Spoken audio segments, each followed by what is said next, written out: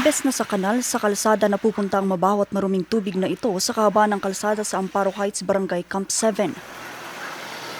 Sa post na ito ng isang netizen sa social media, kita ang pagtaas ng tubig sa kalsada. Kaya ang 22 anyos na estudyanteng si Shelo, ingat na ingat sa paglalakad sa kalsada. Opo, lagi pong umaapaw dyan po eh. Lalo na po pag umuulan, gano'n po. Lagi pong mabaho dyan. Kasi kami everyday po dumadaan dyan, lagi ko pong naamoy yung mabaho po, gano'n. Tapos pagbaha po, wala po kaming choice kundi baka mabasa yung sapatos, mabaho po, gano'n. Sa gilid na lang Opo, dito na lang po sa gilid-gilid po.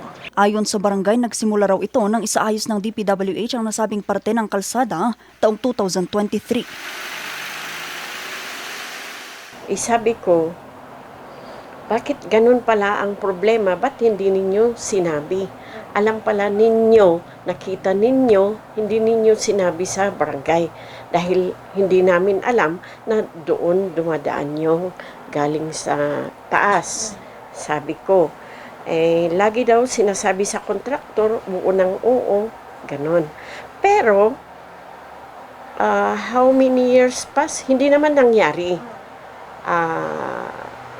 Ngayon lang, last year o ngayon lang nangyari ito. So, siguro nabarahan yung dinadaanan na konti, kaya ganon. Isinangguni na nila ito sa City Environment and Parks Management Office o SEPMO noong February 10 kung saan nagsagawa sila ng inspeksyon. At dito napag-alaman nila na ang tubig ay nagmumula sa mga establishmentong nasa taas. Bagamat mayroon ng plano rito ang ahensya, ang problema, wala naman daw silang pondo para sa pagsasaayos. Kaya naman ang barangay, nagbayanihan na muna. Bukan naming mag-solicit sa mga business establishment dahil ang kanilang drainage naman na galing sa kusina o sa business nila ay dumadaan. Yun, kaya sinimulan namin na nag-solicit, ang nagbigay lang yung deal na siya, yung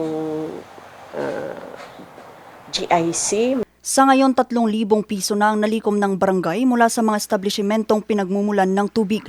Target ng barangay na makalikom ng kabuang 9,500 pesos para makabili ng bakal nang masimulan na ang pagsasaayos. Vanessa Bugtong, RNG News.